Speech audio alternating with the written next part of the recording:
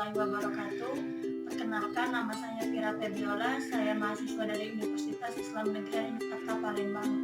Baiklah, pada hari ini saya akan mewawancarai guru kelas 5 SD untuk menanyakan tentang perkembangan kurikulum di Indonesia. Untuk Ibu, silakan diperkenalkan dulu namanya, Bu. Baiklah, perkenalkan nama Ibu Sari. Di sini Ibu mengajar kelas 5 SD. Baiklah, pada siang hari ini saya akan mewawancarai Ibu. Apakah Ibu bersedia? Baiklah, saya bersedia.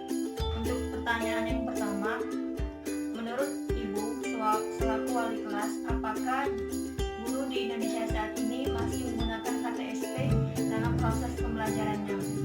Baiklah, jadi di sini menurut Ibu itu masih ada karena di sini Ibu mengajar kelas 5 itu menggunakan kurikulum 13, sedangkan pada kelas 1 dan 2 dan 3 sampai 4 itu menggunakan KTSP.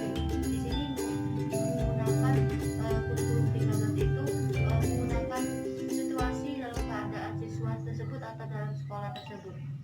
Baiklah, untuk pertanyaan yang kedua, menurut Ibu, apakah hasil dari pembelajaran KTSP yang dulu dapat diimplementasikan dengan kurikulum yang baru, terutama kurikulum Merdeka Belajar? Baiklah, menurut Ibu itu bisa diimplementasikan karena dia itu sama-sama memiliki sebuah tujuan pembelajaran, baik dari kegiatan proses belajar mengajar atau bisa bertujuan untuk memiliki karakter siswa tersebut. Untuk pertanyaan yang ketiga, selaku wali kelas, bisakah Ibu menjelaskan apa saja kendala serta kekurangan dan kelebihan dalam proses pembelajaran menggunakan kurikulum 2013? Baiklah, di sini kurikulum 13 ini ialah siswa yang lebih aktif dibandingkan guru. Jadi kendalanya itu bisa menyebabkan siswa tersebut terlena adanya pelajaran tersebut karena guru kurang menjelaskannya. Jadi di sini kekurangannya itu keterbatasan alat dan media pembelajaran. Adapun kelebihannya itu membuat siswa itu lebih aktif dalam proses belajar mengajar. Untuk pertanyaan yang keempat, dalam pelaksanaan kurikulum 2013 di setiap sekolah tentunya ada program yang bertujuan untuk mendukung penguatan pendidikan karakter. Menurut Ibu, bagaimana cara memilih program yang tepat untuk diterapkan di sekolah? Serta apakah ada kriteria yang harus dipenuhi dari pusat?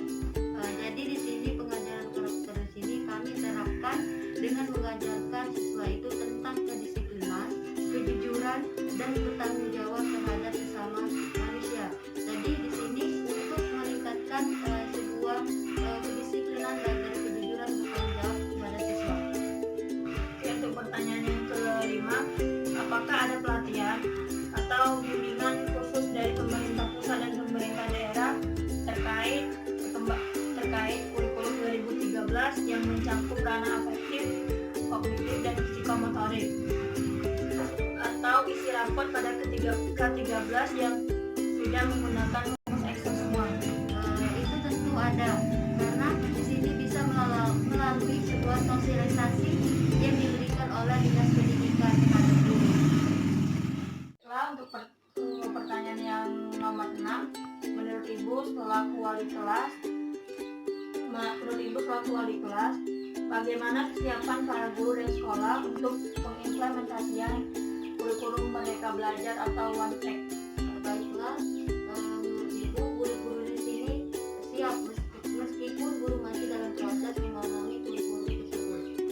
Untuk pertanyaan yang ketujuh, sebagai seorang guru, strategi dan teknik seperti apa yang Ibu lakukan dalam mengimplementasikan kurikulum Merdeka Belajar?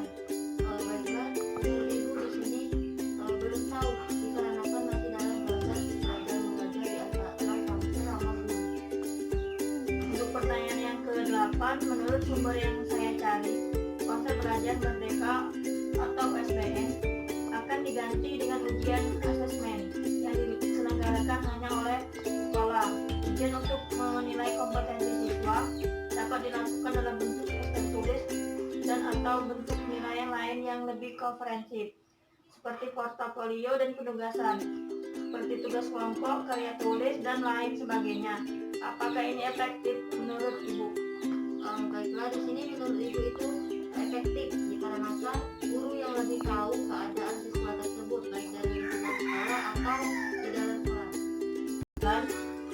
Bisakah Ibu menjelaskan bagaimana proses pembelajaran selama COVID-19 ini, serta apa saja kendala yang terjadi dalam proses pembelajaran tersebut?